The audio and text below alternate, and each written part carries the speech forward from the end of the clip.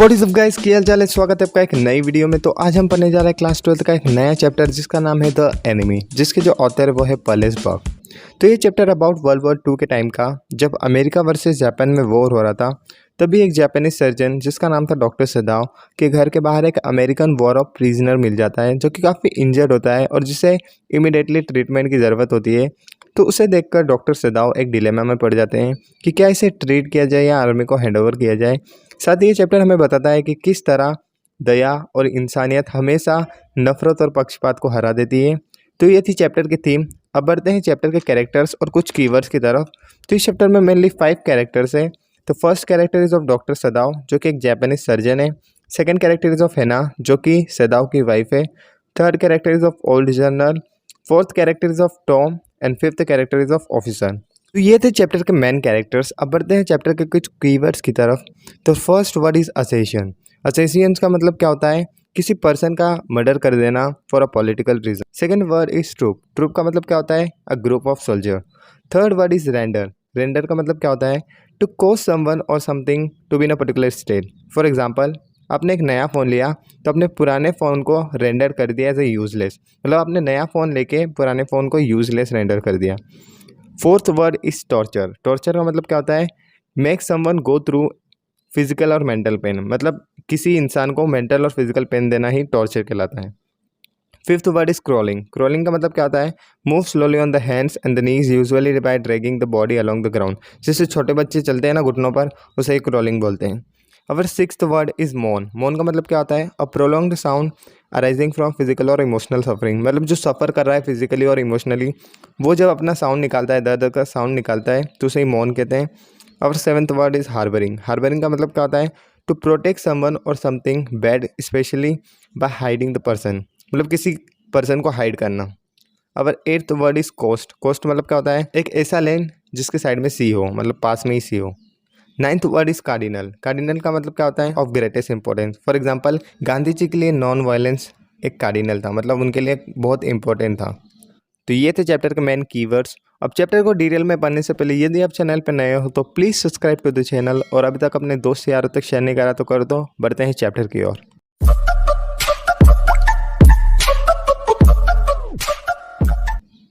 Chapter की starting होती है डॉक्टर सदाओ के हाउस से, जो कि जापानीज कोस्ट पे रॉक्स के ऊपर था और जो कि सराउंडेड था पाइन ट्रीज से। जब डॉक्टर सदाओ बच्चे थे तो वो उन पाइन ट्रीज पे क्लाइंब करते थे, और साथ ही वो साउथ ईस्ट आइसलैंड को विजिट करते थे अपने फादर के साथ। उनके फादर का कहना था कि जो आइसलैंड है वो जापान के फ्यूचर के लिए एक स्टेपिंग स्टोन्स है। उनके जो फादर थे वो काफ़ी ट्रेडिशनल थे, ना ही वो मजाक मस्ती करते थे अपने बच्चे के साथ, और वो इन्फिनिट पेन उठाते थे अपने बच्चे के लिए।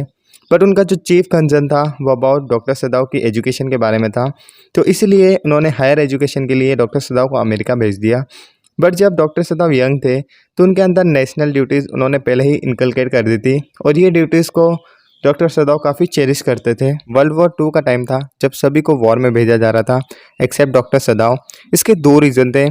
फर्स्ट तो वो एक डिस्कवरी में इन्वॉल्व थे जो कि वुंड को इंटायरली क्लीन रेंडर कर देगी, और सेकेंड इंपॉर्टेंट रीज़न ये था कि जो ओल्ड जनरल थे उन्हें कभी भी इमीडिएटली ऑपरेशन की ज़रूरत पड़ सकती थी, और वो डॉक्टर सदाओ के अलावा किसी भी जापानी सर्जन पर विश्वास नहीं करते थे। डॉक्टर सदाओ जब अमेरिका में थे तो उनकी मुलाकात हेना से हुई थी, और हेना को देखकर इनडायरेक्टली सदाओ ने प्लान बना लिया था मैरी करने का।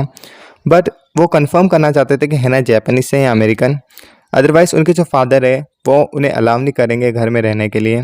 तो हेना जो थी वो जापानीज थी। तो डॉक्टर सदाओ बताते हैं कि हेना से पहली मुलाकात उनका एक इंसिडेंट था। जब वो प्रोफेसर हाली के घर गए थे तभी उनकी मुलाकात हेना से हुई थी। यहाँ पर डॉक्टर सदाओ ने इंसिडेंट क्यों कहा? क्योंकि उस दिन वो प्रोबेबली नहीं जाने वाले थे प्रोफेसर हाली के घर। स्टडी फिनिश करने के बाद दोनों जापान आ जाते हैं और एक ट्रेडिशनल जापानीज वे में अपनी शादी करते हैं। एक रात डॉक्टर सदाओ और हेना अपने वरांडा से सी का व्यू एंजॉय कर रहे थे, तभी उन्हें एक मैन क्रॉल करते मिला। तो डॉक्टर सदाओ सोचते हैं कि ये शायद फिशरमैन है जो कि वेव से वॉश अवे हो चुका है, बट पास में ही रॉक्स थी तो वो मैन उससे टकरा सकता था। तो दोनों ही सी के पास पहुंचते हैं।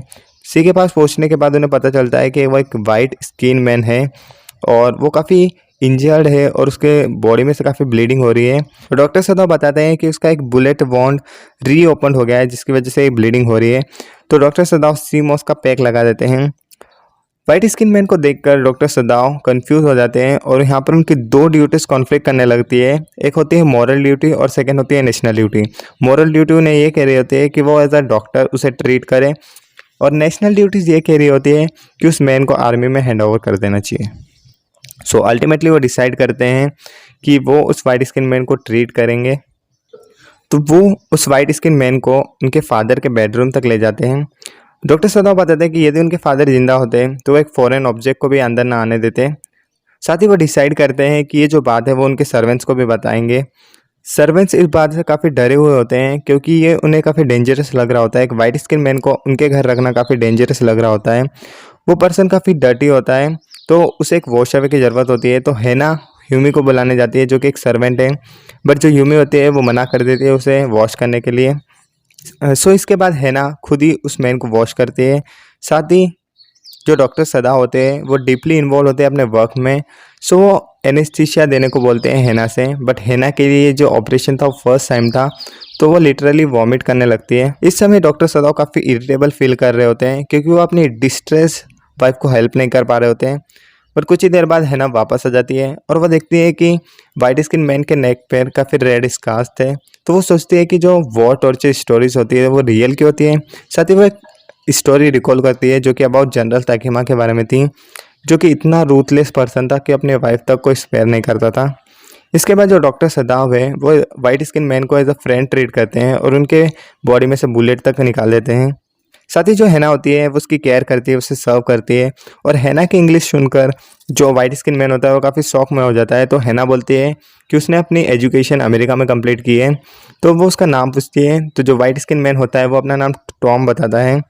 सदाव काफ़ी कंफ्यूज हो रहा होता है, वो सोचता है कि ये सब पुलिस में हैंड ओवर कर दिया जाए या नहीं किया जाए। साथ ही हैना सदाव को बताती है कि उनके घर के सर्वेंट्स अब उनके साथ नहीं रहेंगे जब तक वो वाइट स्किन मैन उनके घर रहेगा। और 7वें ही दिन सभी सर्वेंट्स उनके घर को लीव करके चले जाते हैं। अगले ही दिन एक ऑफिसर आता है जो कि एक ऑफिशियल यूनिफॉर्म में होता है। उसे देखकर डॉक्टर सदाव काफ़ी घबराए होते हैं। उन्हें लगता है कि उन्हें पता चल गया है कि वाइट स्किन मैन हमारे घर पे हैं, बट वो जैसा सोचते हैं वैसा होता नहीं है। वो बताता है कि जनरल को एक इमीडिएट ट्रीटमेंट की ज़रूरत है, तो वो सदाव को उनके घर बुलाने जाते हैं। तो सदाव सोचते हैं कि ये जो स्टोरी है मैं जनरल को बताऊंगा, तो वो ये पूरी स्टोरी जनरल को बताते हैं। और जनरल सोचते हैं कि डॉक्टर सदाव एक इररिप्लेसेबल पर्सन है। वो डॉक्टर सदाव को बोलते हैं कि मत घबराओ, हम प्राइवेट अजेशियंस भेजेंगे जो कि उस वाइट स्किन मैन की बॉडी को रिमूव कर देंगे। उसके अगले दिन सदाव 3 रातों तक इंतज़ार करता है और कोई भी प्राइवेट अजेशियन नहीं आता उसके घर। तब भी वो एक प्लान बनाते हैं एस्केप करने के लिए। सो वो ये प्लान टॉम को बताते हैं जिसमें वो एक बोट अरेंज करेंगे, उसमें खाने का पीने का और एक फ्लैश लाइट रहेगी। तो सदाव बताते हैं कि नियर बाय आइसलैंड पहुंचने के बाद यदि उसे किसी भी चीज़ की ज़रूरत पड़े तो उसे फ्लैश लाइट को 2 बार ऑन करना चाहिए और वो सेफली यदि आइसलैंड पे पहुंच गया है तो उसे 1 बार ऑन करना चाहिए। और ये फ्लैश लाइट उसे तभी ऑन करना चाहिए जब सन होराइजन के अंदर हो। और उससे काफ़ी फिश भी खाने को मिल जाएगी, बट उसे रॉ ही खाना चाहिए। ये जो प्लान था वो हैना को भी पता नहीं था। तो लास्ट में जो सदाव होते हैं वो जनरल के पास जाते हैं और वो बताते हैं कि जो वाइट स्किन मैन था वो हमारे घर से स्केप हो चुका है। तभी जो जनरल होता है वो काफ़ी शॉक हो जाता है और वो बोलता है कि मैं तुम्हारे प्लान के बारे में तो भूल ही गया था। लास्ट में जनरल डॉक्टर सदाव को बोलते हैं कि ये जो न्यूज़ है वो प्राइवेट ही रहना चाहिए। और ऐसे ही हमारा चैप्टर एंड होता है जिसमें डॉक्टर सदाव एक सोच में पड़ जाते हैं कि क्यों वो एक वाइट स्किन मैन को मार नहीं पाए। तो यही था हमारा चैप्टर। यदि आपको अच्छा लगा तो let me know in the comment section. और अभी तक अपने चैनल को सब्सक्राइब और शेयर नहीं करा तो कर दो। मिलते हैं अगली वीडियो में। Till then stay tuned with this channel.